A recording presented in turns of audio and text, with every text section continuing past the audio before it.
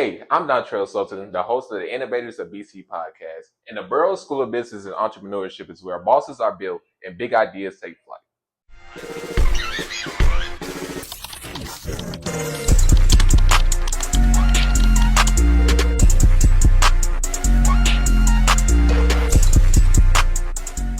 Welcome back to the Innovators of BC podcast, powered by the Best Innovation Lab. I'm your host, Dontrell Sultan, with our guest today, Symonette. I say it right? Yes. Thank you. And she's a sophomore at AIM High School, which is a charter school for the arts. Yes. And we basically brought her on to talk about her crochet business. So, can you tell me a little bit about it? My business is a crochet business, as you said. It's called the LadyBug Hook. And I started it around summer of last year. Fairly new. I enjoy crochet, and doing something that I enjoy for work is exactly what I want to do in life. I think my business, well, I want it to be of excellence because I like to do everything well done. I like all of my things to be well done. So when I make bags, I always put a lining on them. That's something that people should know. You're never gonna have a bag for me and it won't have a lining in it. I like for my pants, they have to be all the seams are in, won't be any straggly ends, and that's something that I want people to know me for, my excellence with my business. Let's talk about the name. I think my name, the Ladybug Hook, is unique, and that's what I wanted it to be. Ladybugs are one of my favorite animals, insects, if you want to call them that. And I think they're cute. I think things You definitely love ladybugs. Yes, I do. And I think cute things, embody crochet. Mm-hmm. So that's what I wanted to incorporate, something that I love as well as crochet. And I think that's what people should do when they make a business. It should be unique. It should be something you love. Mm-hmm. So that's a little bit about my business. Okay. Mm-hmm. And how did you start? Was it a bit of a hobby for you? It was a hobby. It started off as a hobby, and then it turned into a way for me to share the creativity and customization with other people. Mm-hmm. And how long did it take you? It took me, I started it one time when I was maybe in grade 8, and I failed miserably. I did not know what I was doing, so I tried again summer of last year. And this time I got it. It came to me very quickly, maybe in a week. You didn't watch any YouTube videos or? YouTube videos. I was watching tutorials on scrunchies, how to make scrunchies at first. It took me maybe a whole day to make a scrunchie. And then after a while, it took me an hour to make one scrunchie. So that was me improving. And with the help of my school, I turned it into a business. And what was your prototypes? What was the first thing that you kind of made? The first thing that I made successfully, I was very proud of it, was a tote bag. It was this just everyday bag. I still have it. What size was it? It was just like a small bag. It was small, but it was a long strap. Mm. Yes. And it wasn't the best. I still have it on my website if anyone wants to see it. Not on my website, on my Instagram if anyone wants to see it. So that's the first thing I made. But I really started with scrunchies after a while too. Mm-hmm. And you mentioned your school, AIM High School. Yes. So how has your high school benefited you with your business? My high school has benefited me tremendously, I would say. I wouldn't have even started entrepreneurship without my school because they offer that as one of our electives. Mm-hmm. Entrepreneurship is a class that I took. Miss Brown is my teacher. She has a club called the AIM High Young CEOs, and that's what I'm a part of. Mm-hmm. And she just teaches me on what an entrepreneur looks like or what they do and how they speak. And that has been such a boost for me and a boost in my confidence. We recently had a expo for the entrepreneur students. Mm-hmm. It was really nice. And everyone just showed their businesses, what they did maybe at the start of September. And it was really good. So I think my school helped me a lot with my entrepreneur journey. It's crazy to think that you as a 15-year-old are doing entrepreneurship so young. Like, I think back when I was 15, I'm playing a game and eating Doritos or something. I'm not doing nothing. Right. So that's amazing to think about it. And have you thought about what college you want to attend? Colleges I want to attend. I've been thinking about that now since I'm a sophomore. I'm getting a bit older. Right.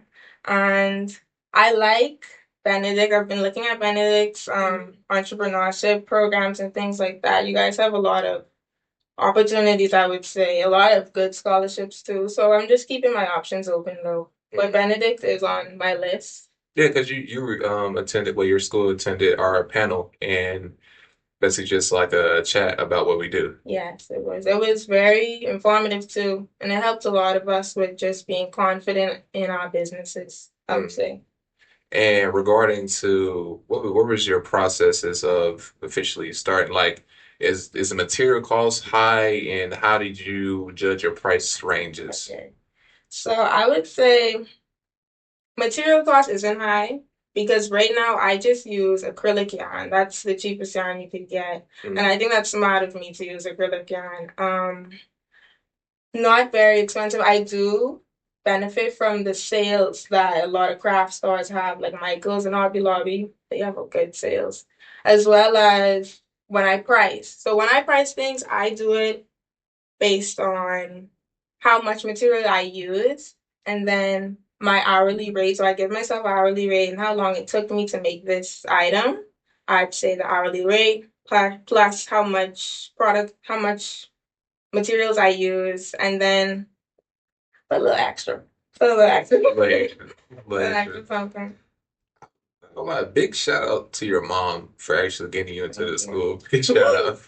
And I wanted to ask, how did your mom help you along your entrepreneurship journey? I would say, just as any mother, she's very supportive. And I think, well, I have a sister who's an entrepreneur as well. Really? Yes. What she do? She's a photographer. But she does it back in my hometown. And so that encouraged me just seeing my family have that mindset of being your own boss. And my mommy, even though she may not be an entrepreneur, she still has the mindset of having your own things, owning your own business is a good thing. And I'm glad that she encouraged me to go to this school because it was all because of her that I went to this school. So I think she also encourages me with just etiquette, just little things like being on time to certain things. So I would say that's how she helps me. And I have a question. Well, kind of in the early, but I have a question about. I seen that you have a page, obviously, but do you have, or are you thinking about having a website? A website. It's in the works. I'm working on getting a website. Things like costs for a website I have to go through. So, and I need to have a steady income coming in for me to pay for a website. But I am looking at a cheaper model just to have a free website that I've been looking at. So I might have it out soon. Do you know what domain you're using for the website? Like Spotify or something? It's called Bake Cartel. That's what I was using. Bake Cartel. It's really good actually, but it's a certain line and it allows up to 5 products. So you would have to compact all your things into that. And do you have like a signature, a signature piece? Would it be? Well, obviously your first one was a tote bag, but do you have something that's your a main pushing product that's has been successful or anything like that? Man, I wouldn't say so, no. I just keep it very broad. But I wouldn't mind doing that. Like, since my name is the Ladybug Hook, something that has to do with ladybugs, maybe a ladybug hat, a bag. I think I should get into doing something like that. I was going to ask you, what has been the most creative piece that you've done so far? The most creative piece. I think the most creative piece that I did was a skirt. It was for my business expo. I did a skirt and it had the colors of a ladybug, which is red and black. It's layered and it has these black details, red details, very cute, and I love it. I actually haven't posted much content in it, but I'll do that soon. But that's my most creative piece. So the ladybug pattern, would you incorporate that into your brand, like your website domain? Would it be red and black or? Definitely, definitely. I want to even get the polka dots in there too. And as far as marketing, what have you been doing for promoting LadyBug? To promote, I've just been going on every social media platform that I know my target audience is on, like TikTok and Instagram. I ain't got on Facebook yet, but maybe. Maybe. That's just it. I haven't been doing many flyers, anything like that. Right now, I stay with pop-ups. I do a lot of pop-ups. Not really, I haven't been operating on my website, so How that's did, what. how were you able to do a pop up in the swim center? Like, Yes, I did a pop-up in the Swindon Center, guys. And I just saw a flyer that you guys had on you guys' Instagram, and I filled out the form and I inquired about it. any other pop ups, different areas you've been in? Yes, I have a pop-up coming up. I have two actually. I have one that, with the help of my teacher, Mrs. Brown, she gets me a lot of opportunities. I'm so grateful for her. Thank you, Miss Brown. And she's letting me, well, with her help, I've been getting a pop-up at her church, Brooklyn Baptist. I'm doing something there. It's called the Black Wall Street Vendor. It's for Black business owners and as well as authors. They're doing a book signing for that too. Mm, But I'm also going to be at a health fair coming up soon. So that's what I have coming up as pop-ups. that's amazing. Mhm. So, as far as future plans, and I don't know, for a career, are you thinking of full-time entrepreneurship, or do you have any other aspirations? I think entrepreneurship is the goal. That's the goal for me. Mm. And maybe a stepping stone would be working for someone at some point in time, but the goal is to be an entrepreneur. And I do think that the Ladybug Hook is the start of that reality. So, do you have a dream for the label? I want it to be I want it to be bigger and I want to incorporate more sustainable fashion because that's something I really care about. Just using maybe secondhand yarns or fabrics because I use fabric as well when I line my pieces. I would use fabric and I sew. So I just want it to be a bit more sustainable, especially in these times. We have so much waste in the world and I just want to help out a little bit in that area. And okay, waste in the world. Do you have any other environmental pieces that you're incorporating into your brand? Like maybe you have eco-friendly type Mm. of fabrics or anything? Not right now, but I have been getting secondhand yarn. That's something that I've been doing, like buying yarn from the thrift stores that has already been used, or probably not already been used. Mm. Another thing that people have been doing is going to the thrift stores. I don't know if you know about this, and they take apart the sweaters that are there so they could use the yarn. That helps a lot. You don't have to buy. Mhm. How, like, explain. So you would, they call it frogging, that's a crochet term. Mm. And you just cut the yarn, you take it apart, and you just roll it into a skein. So you need actually a little machine to do it, but Mm. it's not hard. You just cut it apart and use the yarn. And I think that's very sustainable. So how is that benefiting the environment per se? I would say it just reduces the amount of yarn that you're buying. You keep on buying more and more yarn, like overconsumption and things like that. So I would say that's a good practice, and I want to start doing that more. That's smart. So within the crochet industry, how do you think you differentiate yourself from others? Okay. Crochet, it could be repetitive, so I actually like that question. I think I differentiate myself just because there's no other ladybug hook. The name is already unique, as well as I think my pieces will grow into being more of Kai. It will be more of me. And it will be things that I care about. So I will make pieces that feature maybe a Bahamian flag, because I am Bahamian. Or maybe I'll do pieces that feature a picture of me and someone might want to buy it, or a picture of ladybugs. And I think that's just unique in itself. Mm. And have you been thinking of additional revenue streams? Like maybe, do you already do custom pieces or I'm starting to, yes. ah, but have you thought of anything else? I'm just trying to get your brain I working on know. like some more so you can get this website going and actually Right, build on. right.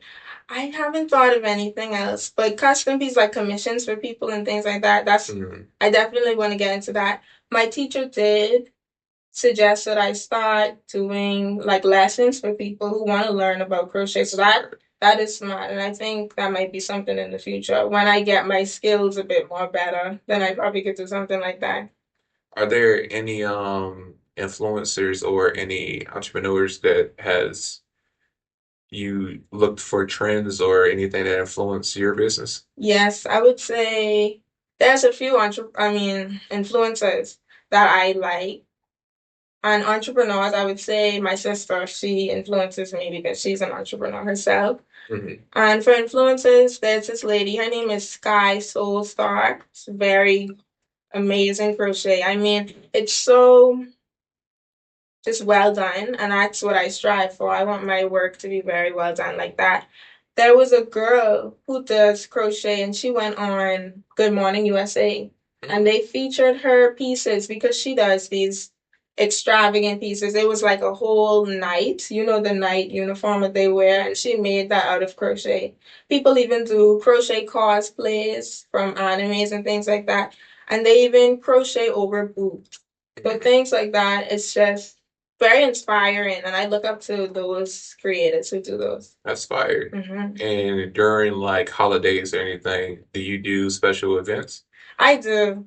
And I think the event that you guys had in the Swinton Center would fall under that because Valentine's. Valentine's, and I had a little Valentine's collection. That was my first time doing a collection too. Yes. Okay. We're approaching the last piece of the podcast, and we pretty much have our guests come on to say some last piece of advice for our audience and for specific tailored towards that business. Like for hairstylists, like, hey, well, this is advice about hairstylists. So, what's some advice about people that want to start crochet, especially at your age? I think I would give just do it because I was so busy worrying about making things perfect and making things very me. You need to make it exist first and then think about tweaking everything afterwards. And be unique. Don't try to be like other people. So that's the advice that I would give to someone who's younger, especially because a lot of times, we try to look up to older people who may seem as if they have it all figured out or they have it all the best, but you can do it too. That's what I would say. That's great.